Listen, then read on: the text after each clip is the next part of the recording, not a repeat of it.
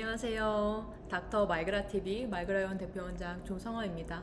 오늘은 미간주름에 관한 질문들과 미간시술 비포 애프터를 모아본 영상인데요.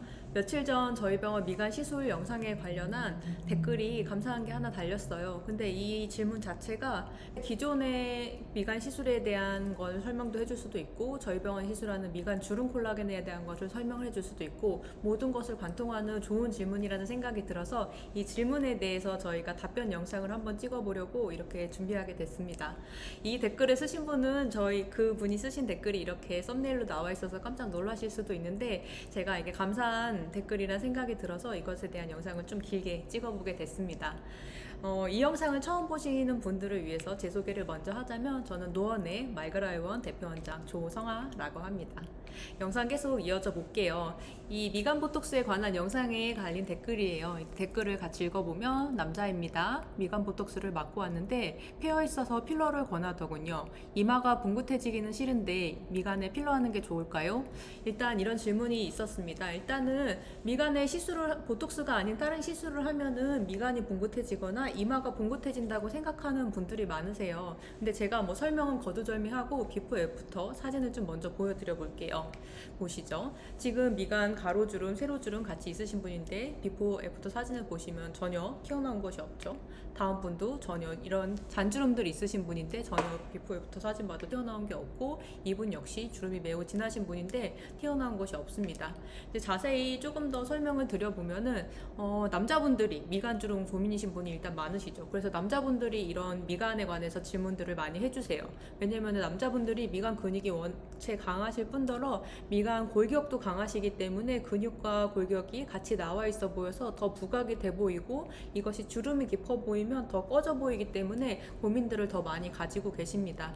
그래서 이제 관심이 있으신 분들은 보톡스를 이제 주기적으로 맞으셨을 거예요. 하지만 관심이 늦게 생겨서 보톡스를 늦게 맞으셨다거나, 보톡스를 맞으셨음에도 불구하고 힘이 세셔서 지방이 위축되거나 꺼지신 분들은 이제 그늘이 보이거나 선이 보이거나 하면서 보톡스 이상의 시술이 필요한 때가 옵니다. 그래서 이분도 그 병원에 내원하셔서 보톡스가 아닌 다른 것을 더 권유를 받으셨나 봐요. 그래서 미간 보톡스만 맞고 왔는데 패여 있었다. 맞는 말이죠. 보톡스는 근육을 풀어주기만 하는 근육에 힘을 빼주는 시술인데, 힘을 하나도 안 주고 있을 때도 있는 미간주름, 페인주름, 그리고 꺼진 그늘 같은 경우에는 보톡스만으로는 해결이 안 됩니다. 그래서 이 경우에는 보톡스 이상의 시술이 필요한데요. 해당 병원에서는 필러를 권유를 받으셨나 봐요. 근데 이분은 필러에 대한 이제 선입견이 있으신 거죠. 이마가 볼록해지기는 싫은데 미간에 필러 하는 게 좋을까요? 그래서 이 두 번째 문장에 대해서 조금 더 답변을 드리면, 미간에 이제 꺼진 부위에 어떤 다른 시술이 필요한 것은 맞습니다. 하지만 미간에 심지어 필러를 할지언정 이마가 붕긋해지진 않을 거예요. 왜냐면 미간 꺼진 부위에만 시술을 하기 때문에 이마 전체가 붕긋해지진 않을 거고, 근데 보통 미간이 꺼져 있으신 분들은 이마도 같이 시술하는 분이 있으시지만 그 부위를 무언가로 채운다고 이마가 붕긋해지진 않습니다. 예전에 지방이식이 유행하던 시절에는 일단은 볼륨이 많이 넣는 게 유행이고, 또 지방이식 특성상 생착률을 예측을 할 수가 없어서 볼륨을 많이 이식을 했었어요. 그래서 그 시절에는 이제 돌고래 이마라고 하는 나와 있는 볼륨이 있는 이마도 유행했고 했기 때문에 그런 볼륨이 많은 이마에 대한 선입견도 있으시고 걱정들이 많으신 것 같아요. 하지만 미간이나 이마에 시술을 한다고 모두가 다 그렇게 볼록 튀어나오는 것은 아닙니다. 이분이 걱정하시는 것처럼 붕긋해질까봐 걱정하시는 건 일단 걱정을 안 하셔도 괜찮습니다.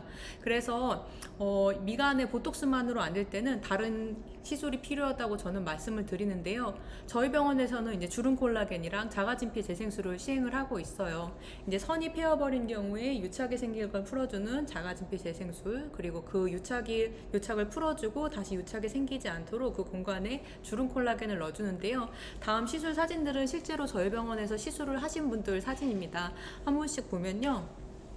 가까이 보면 이분은 미간에 이제 세로주름들, 그리고 콧등의 가로주름들, 미간 힘이 세신 분들이 미간이랑 콧등 같이 쓰시는 분들이 많아서 이렇게 여성분들 같은 경우에 가볍게 이제 선이 패여버리신 분들이 많아요.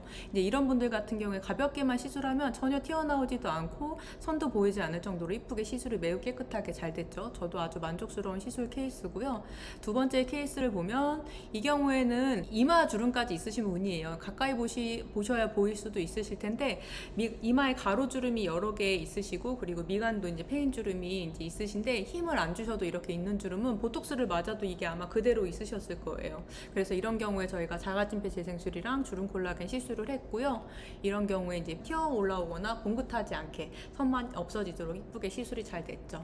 그리고 아마 처음에 말씀하신 분처럼 이게 선이 많이 패여 있으신 이런 분들도 그리고 이렇게 이쁘게 선은 조금 남을지언정 그리고 패인 그늘을 없어주는 시술로 이렇게 이쁘게 시술이 얼마든지 가능합니다.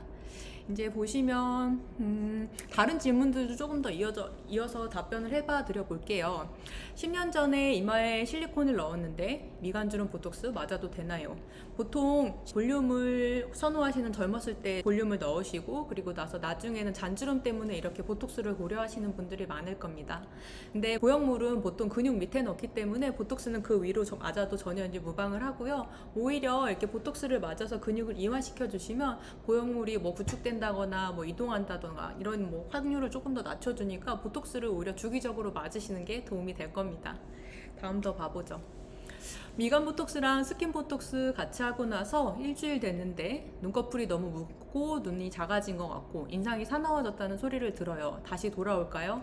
이런 분은 조금 안타깝지만 보톡스의 용량이 맞지 않다던가 보톡스를 맞는 부위가 맞지 않았다던가 아니면은 나의 근육이 너무 약해서 일반적인 용량에도 보톡스가 너무 과하게 다가온 경우라고 볼 수가 있을 것 같습니다. 전문가에게 보톡스를 잘 맞으셨다고 하는 경우에는 아마도 근육이 너무 약해서 그런 경우도 있고요. 아니면 공장형 그런 시술하는 곳에서는 보통 초보 선생님들이 시술을 많이 하시기 때문에 용량 실수나 부위 실수 등이 있어서 이렇게 약간 무거운 느낌이 날 수도 있는데요.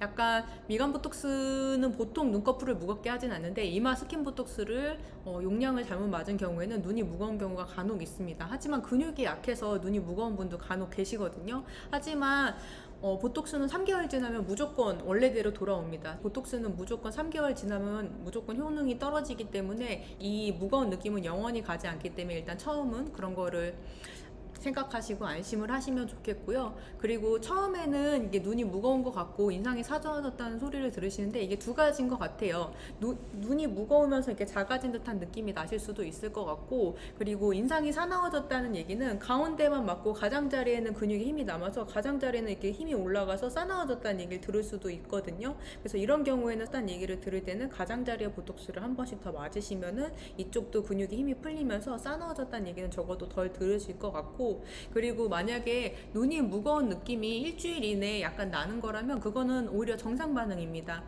미간은 여러 가지의 근육이 있지만 이마는 하나의 판형의 근육이라서 전체가 이렇게 다 같이 펴지기 때문에 처음에는 약간 근육이 펴지는 이완된 느낌이 나는 것이 정상입니다. 실제로 눈뜨기가 무겁거나 눈이 떠지지 않는다거나 하는 증상이 아니라 살짝 느낌만 나는 거라면 그거는 정상이니까 걱정하실 필요는 없습니다.